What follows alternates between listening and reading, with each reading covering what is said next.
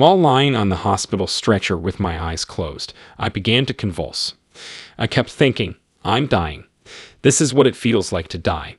Out of my body, I was ejected in an instant. Neither the pain nor my identification with my physical form persisted. I was looking down at the area below from a great height when I initially realized I was disconnected. My soul had long since departed my lifeless body, and I knew it as I stared at it on the gurney. On August 22, 2008, at 1:20 p.m., I had my near-death experience. I had just turned 34 years old when I woke up early that morning in terrible pain, sweating from a high fever. I called 911, pleading with a loved one to take me to the emergency room as soon as possible, even though I was quite weak. Not long after my CT scan was over, I was quickly taken away to a specific area of the emergency room. I had been in a state of terrible pain for quite a while that morning. The protracted and terrible pain was making me weaker, and my fever was on the rise. While lying on the hospital stretcher with my eyes closed, I began to convulse. The tremendous tension caused my veins to bulge out of my cranium. It was as though I were going to have a mental breakdown. I turned inward right when I believed I could no longer handle it. When I left my body, I cut all connections to the outside world and everything in it. I kept thinking, I'm dying. This is what it feels like to die. I was not afraid. Rather, there was an aura of easy familiarity. Out of my body, I was ejected in an instant. Neither the pain nor my identification with my physical form persisted. Because I was so dizzy, I looked down and saw that I was sitting on the ceiling of the room. My soul had long since departed my lifeless body, and I knew it as I stared at it on the gurney. In a state of terror, everyone around me was frantically running. Concern, bewilderment, uncertainty, hurry, and assessment were all emotions I could empathize with. Just taking note of what was happening was all I could do from my vantage point as an objective spectator. I saw white light in the form of pinwheels and bouncing balls as I started to climb. Those were the souls of every single patient at the hospital. All the white light balls, or souls, that I saw were linked by a thin, iridescent line. The very essence of onness is our interconnectedness. After that, everything started moving along at a faster pace. It felt like I was vanishing into thin air as I descended the tunnel. While I was on the edge of my seat wondering where it was taking me, the ride was fast and unpredictable, like a roller coaster, and immensely exciting. After a brief trip through the tunnel, I dove headfirst into the dazzling white light. Adapting to the bright, beautiful white light after spending so much time in the dark, dank cave took some time. The second thing I felt after adjusting was an overwhelming amount of love. The fact that it has the power to evoke strong emotions in me even now is quite remarkable. That was the first time in my life that I had ever felt love so unconditionally and completely. Ignoring my transgressions and any suffering I may have faced, love persisted for me. The birth of my daughter was the most personal experience of love that I have ever had in my entire life. When I held her for the first time after my NDE and when she was presented to me, we had a look of mutual recognition. I loved her with all my heart and never expected anything in return. I could feel the love she had for me in her soul. The love and light are even more immense and profound. As a simple human, I find it hard to understand. In my near-death experience, I was freed from the shackles of my ego, my brain, and my body. Being in a state of light without limitations allowed me to feel complete, deep, unconditional, and unadulterated love. It finally clicked for me. I am that love, and every single person is. All souls that love are made when they are one with that light. Entering our bodies and touching down on earth gives the impression of separation, yet this is really just an illusion. I had spent a lot of time alone myself, but as I absorbed that love, I saw that it is an integral aspect of my identity. The two of us are constantly inseparable. I had never been apart from the warmth and light. The fact that I had entirely forgotten about the horrific suffering I had undergone in the hours leading up to my near-death experience contributed to the peace I felt as I emerged from my body and into the light. My own experience has taught me that many people suffer from a severe fear of death and the unknown that comes with it. What is the end game?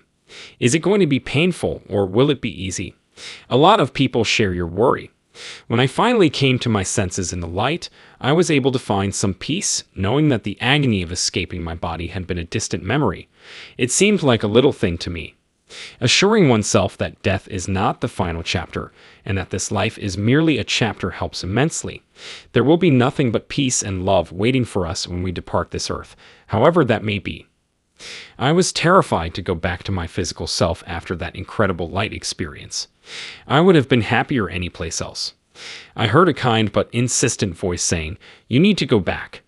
I decided to try to get my way by insisting on staying an extra day, but I could already tell that this wasn't going to be a discussion. The more I complained, the more I felt pushed back into the tunnel, like a stone. In the blink of an eye, I was back in my own flesh. Returning to my physical form, I peered through the top of my head and stayed there long enough to notice that the strange white light had left. Later that night, the agony abated, and I reverted to my vegetative state for a few hours. The next morning, I figured it out. A kidney stone got stuck in your ureter, so all the toxins that normally exit your body via your kidneys ended up back in your bloodstream. My entire circulatory system was contaminated. Once my internal organs began to systematically break down due to infection, I entered septic shock. When I saw a couple of relatives, they seemed incredibly anxious and frightened. I wished I could tell my surgeon and the other medical staff that everything would be fine. Assuming this was always going to be my last resting place and my demise was already decided, I would never have been returned. Still, I failed miserably at that. What transpired during my near-death experience and in that beautiful white light was incredibly difficult for me to comprehend at first. I needed just the reassurance that everything is fine. The claim that everything is okay becomes nonsensical when we are here in person. We can't state anything with certainty because some parts are missing. But after we've risen above our ego and the limitations of our physical brain and body, we can see the forest for the trees and experience true freedom to roam in the light. When you know the complete picture, it's easy to say everything is okay. Even though I'm back in my physical form, that helps me relax a lot. Nature does not hurry, yet everything is accomplished. This proverb has deep personal meaning for me. It serves as a constant reminder to maintain that condition of tranquility, satisfaction, and flow. Many of your points are valid. For a moment, we just need to step back and allow that to take place. I was forced to face my trauma and discover strategies to overcome it after my NDE. Though it may be difficult at times, the rewards of healing, such as a sense of wholeness and the ability to live in harmony with one's true self, make the journey worthwhile. Living in harmony with your soul's goal brings love, abundance, and joy. When you accomplish this, you'll be able to experience it. By digging into your traumatic experiences, you can find the spot where you can start to heal.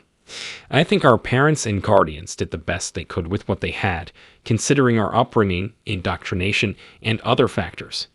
It has been a lengthy journey for me to realize that, accept it as truth, and release whatever resentment or animosity I might have.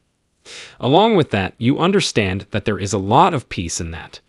By reflecting on and healing from our own personal traumas and wounds, we may start to fill in the gaps in our lives and feel whole again here on Earth. By doing this, we can achieve the heart's desire. Being content with your current location is your mission, and knowing this can bring you a great deal of peace. No matter how wonderful or terrible your day is, how much fun or how much problems you had with your children, you are never distant from your soul's purpose. Your soul's goal does not require you to be perfect all the time. Our purpose here is to learn. There is learning and growth for everyone. We are all students here on Earth, and we will all learn something new as we go. The tone is lighthearted despite the several somber scenes. Find the playground at your school and get some exercise and fresh air. Laughter is always welcome, so there's no need to take life so seriously.